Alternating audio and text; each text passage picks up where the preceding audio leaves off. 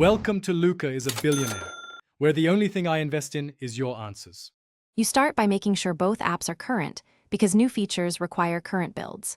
Once done, grant Translate access to your clipboard and microphone so you can paste or speak messages. Open the WhatsApp chat you'll work in and choose whether you want inline translation, voice translation, or to paste text. This first action gets you into the right conversation and enables the tools.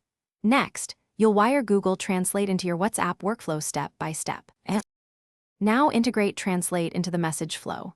If you want instant text, enable Tap to Translate in Google Translate settings and set your source and target languages. This creates an overlay inside WhatsApp so you can translate without switching apps. Alternatively, long press a message, choose Copy, then open Translate to paste and translate.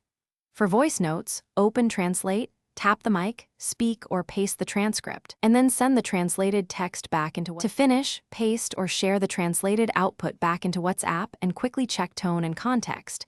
Literal translations can miss idioms. If Tap to Translate stops working, make sure Overlay Permission is enabled, then restart both apps. Toggling the Translate app permissions often fixes it. Finally, for privacy, clear your clipboard or disable permissions when done, because copied messages can persist. That completes the flow and gives you one reliable troubleshooting fix if things go wrong.